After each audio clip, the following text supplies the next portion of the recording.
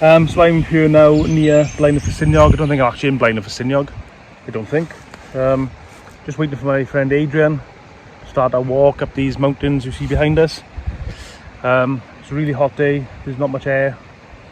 And no doubt Adrian's planned a really steep, difficult walk, which is what he did last time when he almost killed me. When we walked up Tanygrisiau, the more difficult way. If you walk up the conventional way, it's hard enough, but Adrian decided to go up a different way. The last time we went for a walk a couple of years ago, and it was absolutely boiling hot, no air. Both of us were breathing out of every possible part of our body that we could breathe. So I'm guessing Adrian's probably got something similar planned for today for us. But it's lovely weather, beautiful scenery. I got my hat, my kangaroo hat from Australia, and just ready to rock and roll now. Still waiting for Adrian. He just phoned me now. He said he's on his way. I don't know where he is, basically. But I know one thing for certain, it's absolutely boiling hot.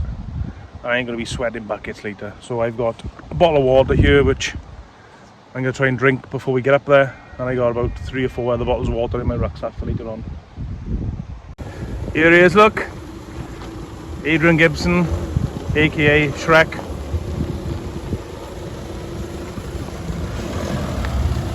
Sounds a hell of hill, doesn't it? I know, I turned back at one point, thought it's going the wrong way, like. I'm right in front. Sure, meet the viewers of the YouTube channel. Tell us about this walk we're doing today. Well, on all my trips to Snowdonia, I've always passed this place on the way up and seen the Stwlan Dam. And always wanted to do Moelwyn Bach and Moelwyn Mawr, and obviously I asked you to go for a walk today. It's a bit of an off-the-cuff one because of the beautiful weather. You didn't want to walk Snowdonia, so I thought this is the ideal opportunity to the Moelwyns, Moelwyn Bach, Moelwyn Mawr. Okay, and as you can see there, Adrian Gibson, Gibbo Shrek, is a Welsh speaker. We know some Welsh terms, which is always great. And now, what type of walk is this going to be, do you think, Adrian? And I remember the last big one we went on was an absolute killer. Yeah, it was, yeah. This is, well, I've seen 2 guides for it. One, a personal guide, says it's a moderate walk. But I did see a trail magazine guide that said it was strenuous. But no, it looks, you know, you can see where the peaks are. They're not too far away. You know, I think that's Moelwyn Bach. I think Moelwyn Mawr is behind. So, you know, and we've got some track walking up so far, so it should be not as strenuous as the Minffordd path in Tanygrisiau. So we're making our way up towards, I'm not sure where we're going towards. Moelwyn Bach. There we are, we're heading towards there. Which is on the left. Well, we're on the way up to Stwlan Dam first. Okay, so it's very warm, very hot. Lucky we've got lots of water. And hopefully we both make it. Perfect day for the views. For the views, aye. Just got to earn the right to look at the views. Well, I don't go anymore if it's bad weather. There's no point. Some of the beautiful views. Here's some of the beautiful views on our walk. I think Adrian's just checking his phone, trying to work out where that building is over there. The map is short. There's an in-between map, there is. Yes. Right, yeah, I can't see because, oh, hold on. Unless I can zoom out. No, there's an in-between map that I haven't got, which is where that it looks like a castle, doesn't it? Oh, you look at the one in the far. That thing with it. Oh, like just on the edge of the turret, or whatever you call it. Okay. Gibbo just dipping his hat in the water there, cool him down. Let's hope there's no. This is a film made trick, you see. Let's hope there's no dead animals up there somewhere. Dead Welsh animals. Cross it then. Impressive dam, you did? Yeah, probably can. Yeah, well, it looks very impressive for when you keep passing it and thinking you'd love to go up there one day. And here we are, one day. So where are we headed now? Well, instead of going and walking across, I think we'll just cut through there and join that end. And I think... Head up to that high peak up there, is it? Yeah, it's either that or there's one behind. Okay, that'll be Moelwyn Bach. Okay. So far. Yeah, lovely. I thought it would be bigger than what it is, but it's mighty deep by the looks of it. Yeah. Drops off quite quickly there. Very dangerous reservoirs, of course. Yeah, we're on the way up Moelwyn Ffestiniog, or Moelwyn Bach, which is the sun. How's that going? Oh, it's a bit of a blow. From the dam up to this point, we're probably 3/4 of the way up. So we're going to hit the summit, come round the other side, rejoin the path up to them. So we're going actually to this furthest point here, not this one here. Oh, okay. We're actually going to this furthest one here, and then back down this way then, is it? Yeah.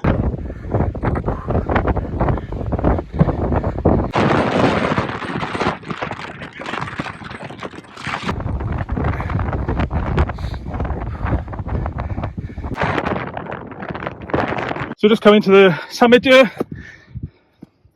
Adrian's already up there. Amazing views. Long drops if you're not careful. So that's our second summit, and that's our destination just there. It's a trig point up there, I'm not sure if you can see it in the video, but that's where we're heading. So if people want to find this walk aid, what do they Google? They would Google basically Tanygrisiau, which is the little village that we parked just beyond there, and search for routes for the Moelwyns. Moelwyn Mawr, Moelwyn Mawr. If you got the OS map, and if you purchase a Snowdonia map for there, or if you purchase a physical Snowdonia map, it'll give you digital code. You can put it on. You get a free map, and if you locate the area, click routes. There's like 50 routes that people have put on there. They'll sort of guide you on different routes in the area, and this is one which is called the Moelwyns Circular. So the mountain to our left is? Left. Your left is? Moelwyn Mawr. And? Small, Moelwyn. Moelwyn Mawr. Big Moelwyn. And this peak is called, do we know? Tanygrisiau. Tanygrisiau. I think the peak is called it, but it could be the saddle. Right, final mountain. Summit push. Summit push here, yeah. Doesn't actually, now we're at the bottom of this, it doesn't actually look as bad as it did from the distance, but that might be famous last words, we'll see. Much further than there. Much further. Okay, well yeah, that's it.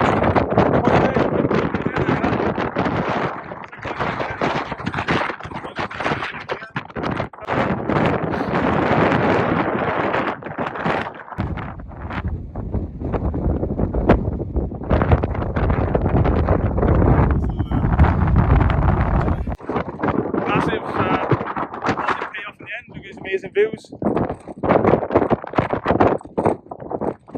So we've just gone off slightly off a beaten track because we noticed these ruins here. This is a big slate mining area back in the day. It's amazing all the way the slates all fit together, so skillfully made, standing the test of time, still standing today, some shape. So yeah, well, our traditions, we go for a walk. Well, as we first walk in about 3 years or something, have a little beer. Only the one, because you know, you've got to be responsible and all that. There's Adrian with his, what's that it?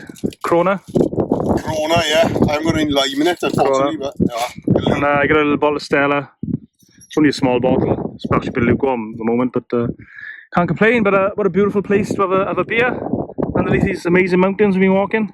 And amongst these cottages from the slate that was mined over there in that big hole I was showing you earlier. So we've just walked down this path now, and as we got down here we could feel some cold air hitting us, and we come across this, I presume it's a mine. It's man-made, obviously, because you can see all the sides here. There we are. There's Bryn Hammond's answer to David Attenborough there, Adrian Gibson. We're far out of mine now. There we go. So it's man-made, and you can really feel the cold air hitting us.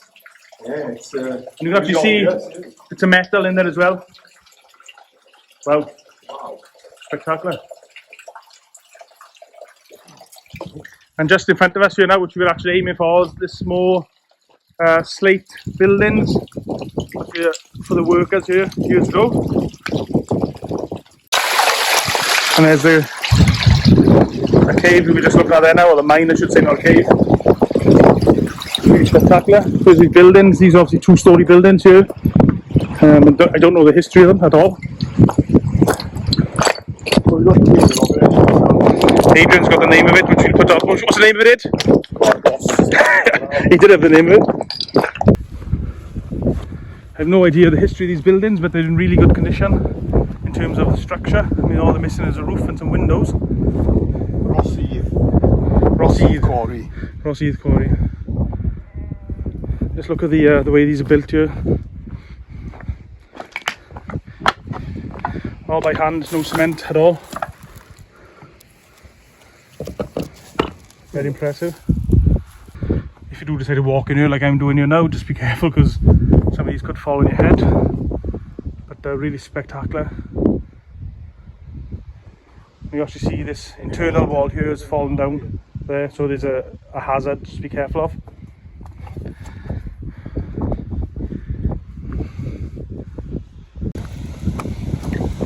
Just walking this path now and we see another man-made structure. We were just saying there off camera how much there is to see here on this walk. It's been really impressive. So Adrian's just scanning this barcode here now. You can find more information. He just realised there's a house with those trees just over there. There's a small poem in Welsh here which Adrian just read. And there's more buildings dotted around. There's one further down there, another one there. And there's some more slate buildings there which look like they're being used to this day to keep animals in, judging by the new fences. A lot of history on this walk, fair play. Yeah, so that's quarry manager's house for the families. For the Rosyth quarry state mine, and I'm also opening another one, so we'll have a read of that later on maybe. There we are. For further history. Something to ponder over a beer or two.